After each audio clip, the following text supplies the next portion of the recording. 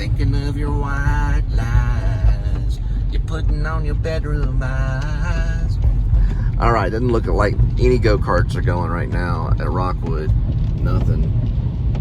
No Rockwood go-karts, no mini golf, nothing. Nothing. Just the rain all day.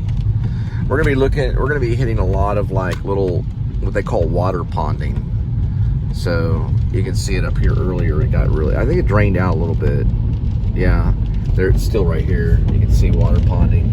We're gonna hit it on the side. Now I can't get into water ponding because my undercarriage on the Kia is basically ripped out, only it's been tucked back in like a tie.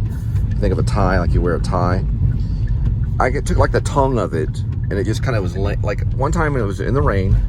I guess it cracked over time of hitting like parking structure, parking curbs, you know, curbs, things like that. Just going up on a curb or a parking curb in Dallas, just doing delivery. So it ripped a little bit under the undercarriage. So over time, it kind of came down. And so the rain can get in there through those little, they have these little things in the front that are like vents, and the rainwater can splash in there, and it pushes the tongue down, and then it laps over and it scrapes the bottom.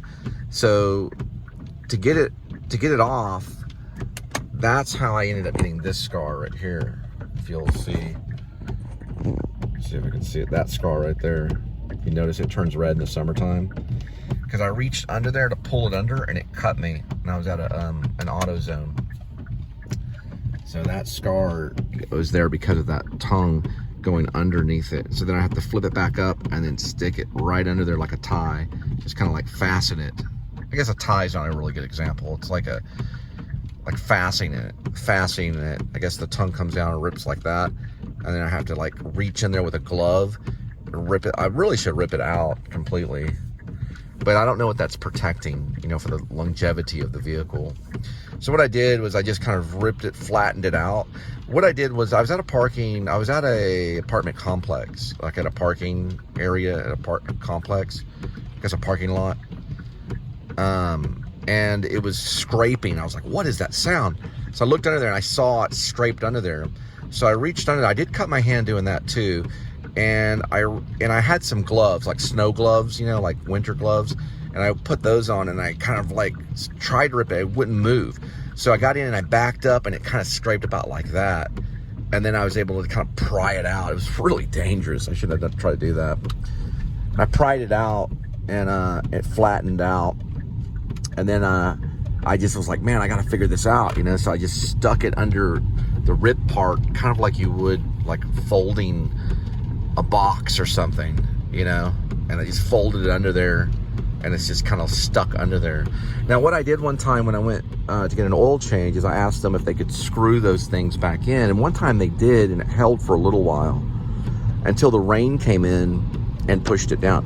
Now, there was another time, too, where we were at the Carrollton place, and all of a sudden I was like, well, where'd Linda go? And like, I didn't know, so I drove down this passage road really fast, looking to see if she was around there.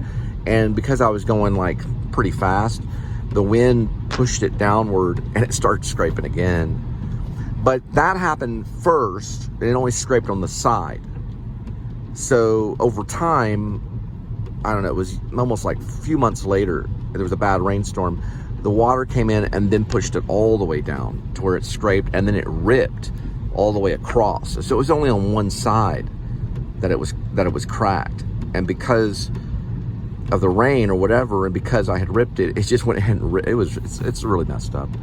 So those undercarriages, they need to look at it on Kia. They're kind of cheap. They're like they're made out of some kind of plastic, some kind of chemical plastic thing. I don't know what it is that it's made out of, but it's kind of annoying.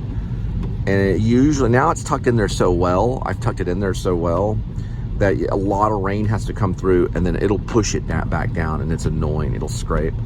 Major problem I think that Kia needs to work on is that thing. I don't know if other Asian cars have the same problem, but it's the undercarriage. It's like a plastic undercarriage that keeps things from like the oil dripping maybe, or something that would fall in there. Like one time, I think it was one of the lights. Okay, so I had a low beam which the left and the right low beam, they have to be changed more often than what you'd think. Now, one time I was changing it, and at AutoZone, I dropped it on the left side, and the carriage caught it, because the carriage is still there. So I went under the car, and I tried to remove the carriage to reach in there to see if I could get the cap that goes behind the light. And that's when I cut this right here. It was like it's a scar right there. So I went to AutoZone, and I got like a napkin and dabbed it and stuff. I was like, dang. And I didn't want to try to do that anymore, because I was like, well, let me get some like chainmail gloves or something to work on it or whatever. So I just left the cap there, and I took the high beam cap off, because you know, the high beams are important. And then I replaced it with the low beam cap, because those match. The high beam back capping, it's like the cap in the back, will match the low beam capping. So I just moved those over. So on my high beam capping, it's not there on the back, on this side only. Which I don't know if it affects the high beam. I don't think it does. But the cap on the right is there, and the low beam cap on the right is there, and the low beam cap on the left is there, the back cap. So I don't think it affects it dramatically at all, really. But I don't know how much one of those are. You'd have to order it through Kia. They're probably like, who knows the amount. And other than the bar in the back, which is the lift bar for the trunk, I had to replace that twice, the right one and the left one. Those snapped, and now it automatically springs, but I had to replace it. And I did some vlogs on all of these. All of the stuff I vlogged to a certain extent. You know, I don't have a microscopic camera to go in there to show everything to a detail, but I do vlog from the outside of it. So, you know, it's a good little vlog showing the Kia. You can't really see that. There you go. The Kia. Now you can see it. You know, the vehicle and what it can do. Oh yeah, just a note about whenever that tongue thing, the undercarriage got stuck underneath it and rolled down there. When I was in that apartment complex, it was so scraped in there permanently. I think I actually backed up over a parking curb and then backed up over the parking curb, if that makes sense. I backed up over the back wheels and then kind of backed up, and it just kind of folded back out. I just backed it like, and then flattened the carriage almost completely flat. It was still kind of hanging there big time. I thought, man, this is major damage. Really, it's kind of minor. They can replace that whole carriage underneath if you ask I don't even know if warranties covers that. I want to check that. If the warranty covers it, they might just replace an undercarriage altogether. I don't know. I have no clue. It might be something they cover. I'm going to call Endurance, because that might be a little bit of money they may send me if I go and do my own repairs, or if they do it. I don't know how they even do anything really on it. But I would feel better in the rain to have that replaced.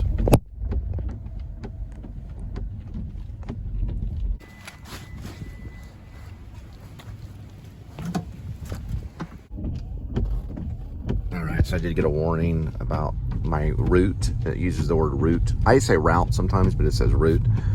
The route, which it means the route, could be affected by flash flood warning. So I don't know if it's further down this way. I know that there is a flash flood sign, or there's a gauge.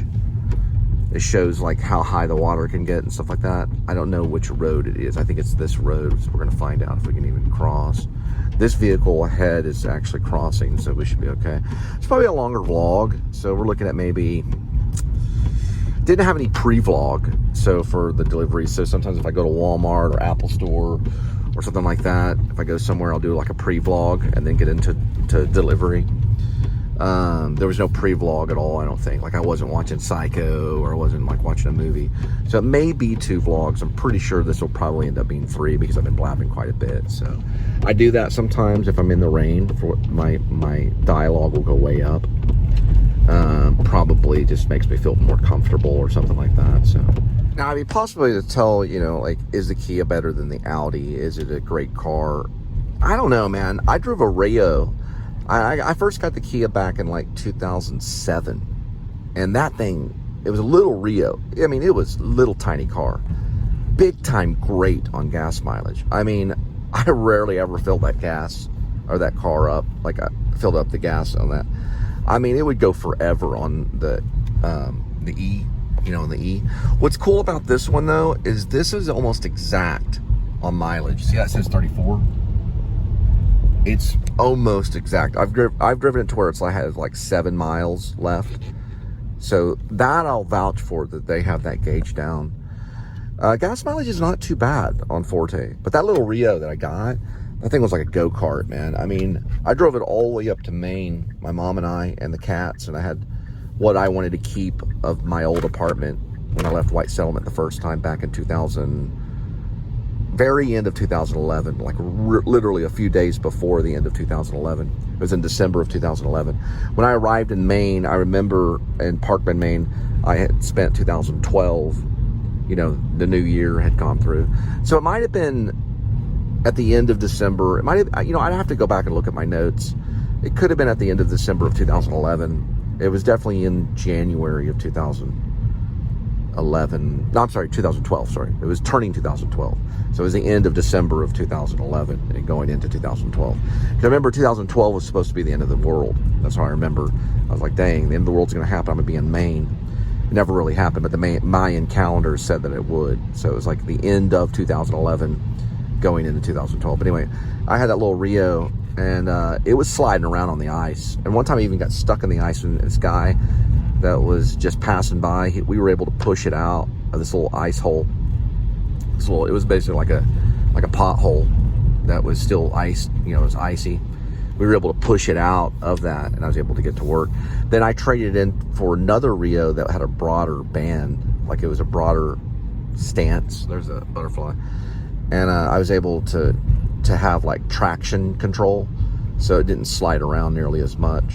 You know, it would release one wheel, and the other wheel would counterbalance in the ice so that it would stay level, or at least it would stay straight, you know, because how the wheels would work in the ice, it would counter the ice pull, or meaning the way that the ice is, it could be on ice basically. That was a pretty good vehicle. I drove that one on my back, exchanged that one for my first Forte, which was a gray one. It was techie, it was like an LX or something. And the rear window, whatever these are, the side window, I always call those those are side windows. The side windows would fold in. It was a pretty cool little car. That one had some engine problems, which failed me when I was doing rideshare a long time ago. Probably back in, 2000, maybe 18, around 2018-ish. And then they replaced it with a rental. And I continued rideshare until they were ordering a new engine, because it was still under warranty on the engine of the vehicle. It would have cost the money. So what we did was we just exchanged it and jumped in this thing. So we had the Rio, the first Rio, the second Rio, the gray Forte, and this would be the fourth one over a period of about a decade. So, well, 2007, so it's more than a decade. So 2007 was when I started with Kia. 2017 would be 10 years. And then 18, 19, 20, 21, 22, 23, 24. 17 years? That can't be right. Let's see, 2007, so 17 would be 10 years. 18, 19, 20, 21, 22. 16 years? Doesn't seem right. 16 or 17 years. More than a decade. Going on my second decade with Kia. It's 2007, because 2017 would be 10 years. So 18, 19, 20, 21, 22, 23, 24, yeah. 17 freaking years. It's hard to believe. All right, this is a four-parter, 712, 2 minutes, 0.1 first. All right, next one, 729, 11 minutes, 3.7.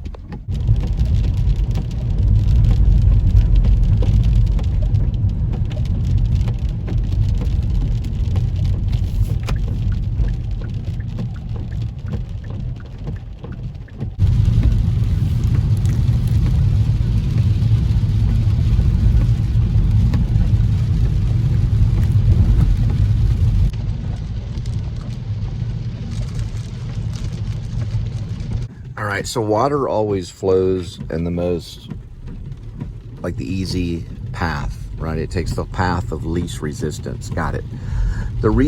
Now we're gonna boil it all down on the circle. The neutral mask is what they wear when they're breaking into the phone, okay? So they may have some kind of thing that we don't understand how they break into the phone. But when they pick it up wearing a neutral mask. You know, like in Drive, when the character does his major crime, I don't know the character's name. I think the character's name is like the driver.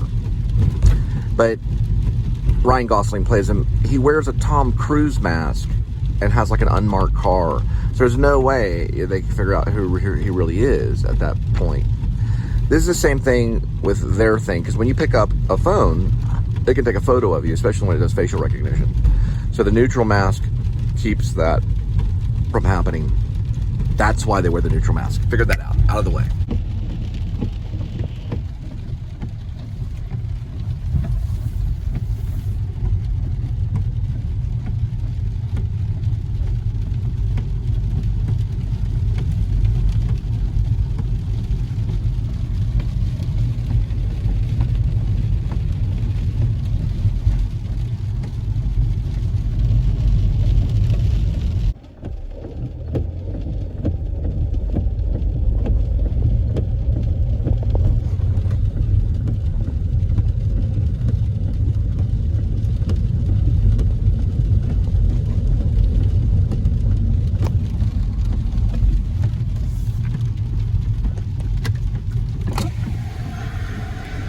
By the airport.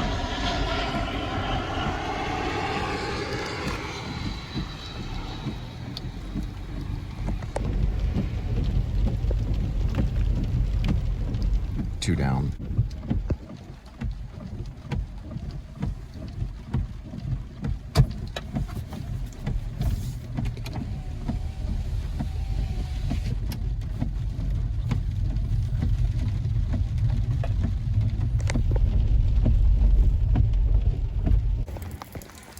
All right, 742.6, 1.7.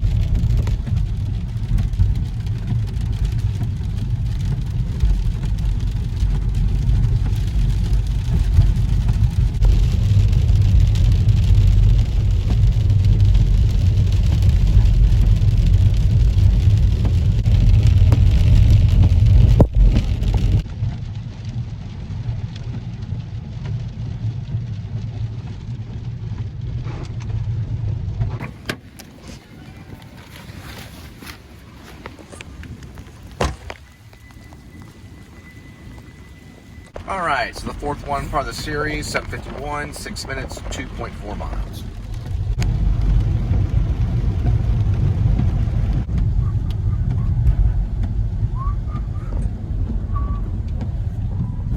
Yep, I recognize him.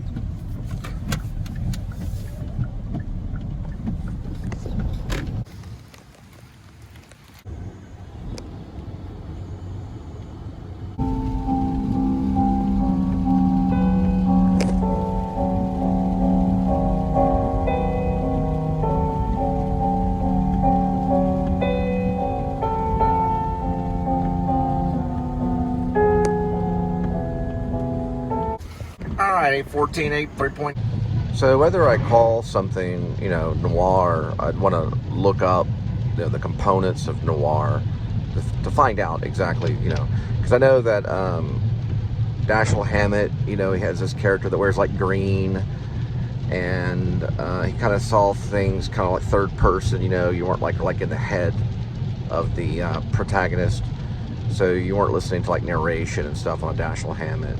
But on a Kane, then you kind of were in the head of the, in the mind or in the narration of the protagonist. So, but we have to find out, like, is it shadows? Like, what exactly does instigate noir?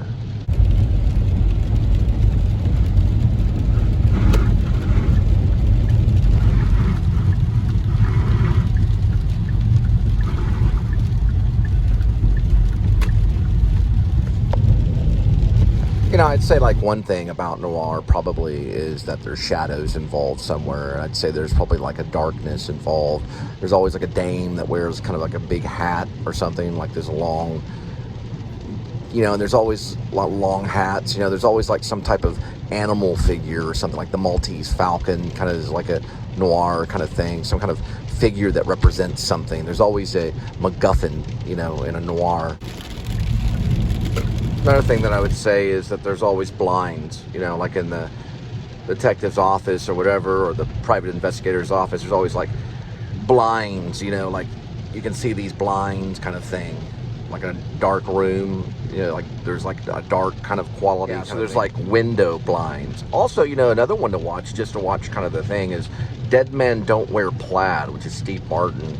You know, he did a whole noir kind of thing, and there's a lot of qualities in that makes it noir, or comedy noir, I guess. I like that part in Dead Men Don't Wear Plaid where the dog poops on the floor. He tells him to pick, you know, he tells Steve Martin's character, or tells him to pick it up. It's like, but it's all hot and steamy.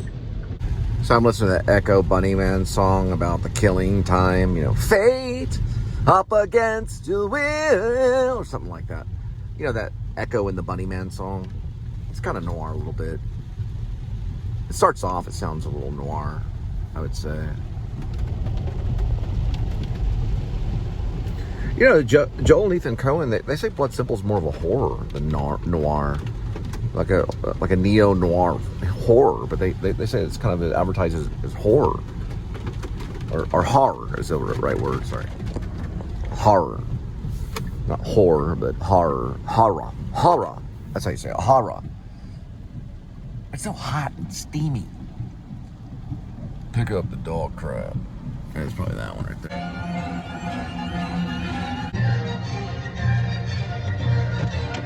Oh my gosh, it's a possum. Possum just now. There it goes. See it? Or a ferret or something. It's definitely not a cat. Like a ferret or a possum of some type. Next one, 813, 12, 4.3.